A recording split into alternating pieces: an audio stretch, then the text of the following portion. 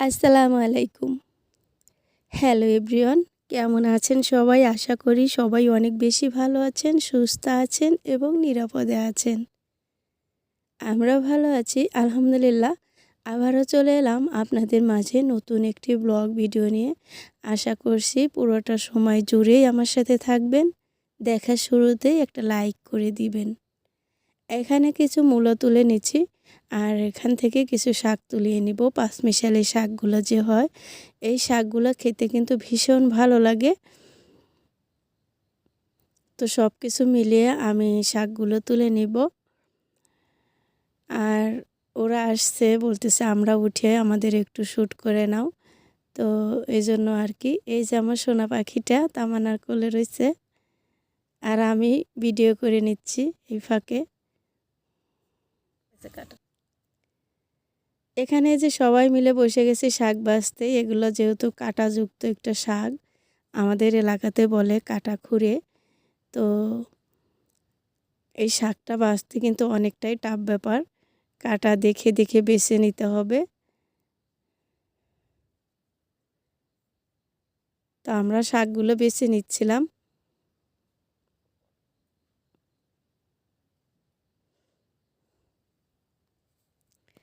দূরে এবং কাছে, দেশে এবং দেশের বাহির থেকে যে যেখান থেকে আমার এই ব্লগ ভিডিও দেখছেন, সবাইকে ওয়েলকাম করছি আমার ছোট্ট সংসারে। আমি আফরোজা হোসেন আছি আপনাদের সাথে। কয়েকদিন যাবৎ আমি নিয়মিত ভিডিও দিতে পারছি না, এর জন্য আন্তরিকভাবে দুঃখিত। তো এই যে রোদে বসে শীতের সকালে আমরা শাকগুলো বেছে নিয়েছিলাম। একদম রোদটা পাচ্ছিলাম আর শাকগুলো কাজকর্ম করতে বেশ ভালোই লাগে। রোদে বসে মিষ্টি মিষ্টি রোদ, কাজগুলো করতে বেশ ভালোই লেগেছে। সবাই মিলে আমরা শাকগুলো বেছে নিয়েছি আর এই ফাঁকে চলে এসেছি আমি রান্না করতে। এটা ছিল পরের দিনের ভিডিও।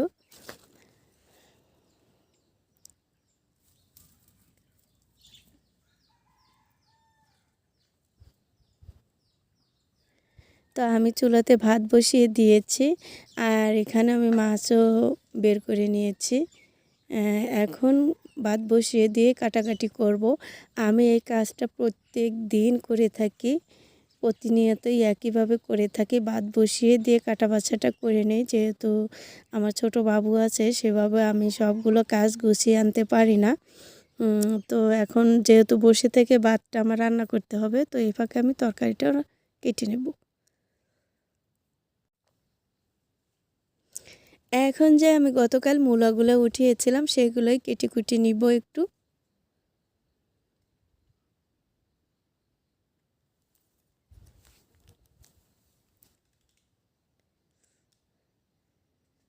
এই যে আমার রান্নার সময় তামান্না চলে এসেছে এই পাকে। ও বাইরে থেকে আমার রান্না করা দেখতেছে। ওর মাও আসছে, আমার এই সাইডে বসে আছে।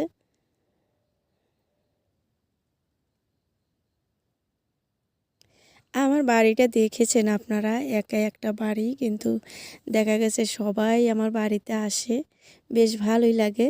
তামান্নার দাদিও আসে, তামান্নার মাও, আমিও যাই। গ্রামের কিন্তু এটাই বেশি ভালো লাগে যে, যেহেতু গ্রামের বাড়িতে বেড়াযুক্ত হয় না, গেটযুক্ত হয় না, অনেকে বাড়িতে কিন্তু একদম খোলামেলাই হয়। তো মানুষের যাতায়াত ব্যবস্থা কিন্তু অনেক ভালো, কারণ যে কোনো সময় যে কোনো মুহূর্তে কিন্তু যেয়ে বসে গল্প করা যায়। আর শহরের বাড়িগুলোতে কিন্তু এরকম বেশিরভাগ হয় না।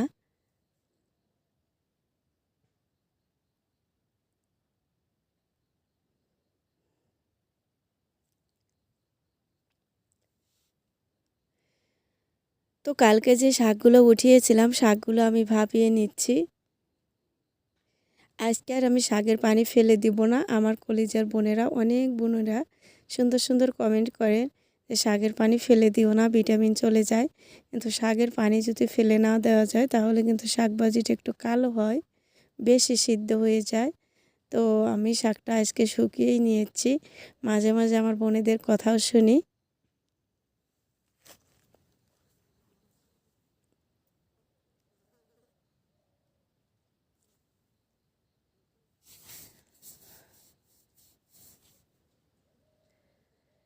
এখন আমি শাকটা বাগার দিয়ে নিব। আমি কিন্তু প্রতিনিয়ত শাক খাই। হয়তো যেদিন আপনাদের মাঝে ভিডিও করি তাই দেখেই কিন্তু না, আমি প্রত্যেকদিন শাক খাই আর আমার শাক খাইতে ভীষণ ভালো লাগে। এখানে পাঙ্গাস মাছ দিয়ে মূলো আর বেগুন দিয়ে ঝোল করব। আর দুটো জাটকা মাছ ছিল, তো এই মাছ দুটো ভাজি করে নিব আমরা বউ শাশুড়ির জন্য।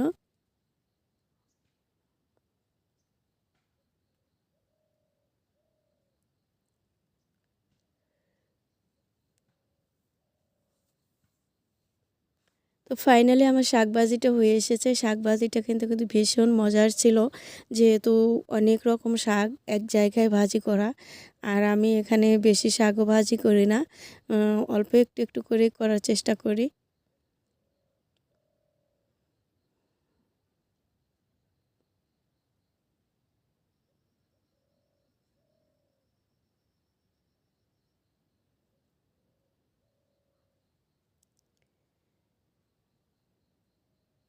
আমি কিন্তু এই ফাঁকে মাছগুলো ভেজেও তুলে নিয়েছি।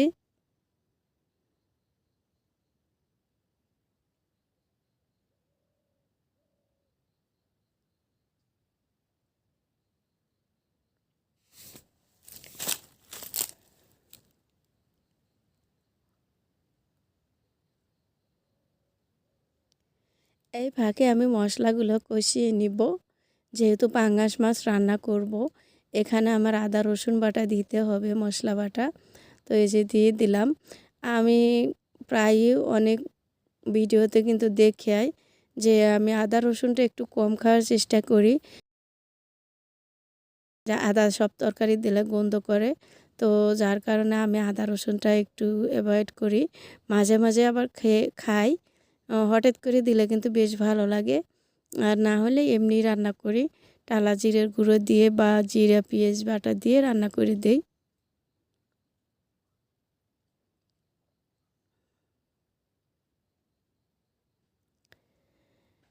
তো আলহামদুলিল্লাহ আমার রান্না শেষ। এখন আমি রোদে যাব খাবার খেতে। আর এদিক থেকে আমি ভাতটা সাজিয়ে নিয়েছি। এখন তরকারিটা নিয়ে চলে যাব রোদে। আর রোদ তাপাবো আর সকালের খাবারটা খাবো। খেতে কিন্তু বেশ ভালো লাগবে।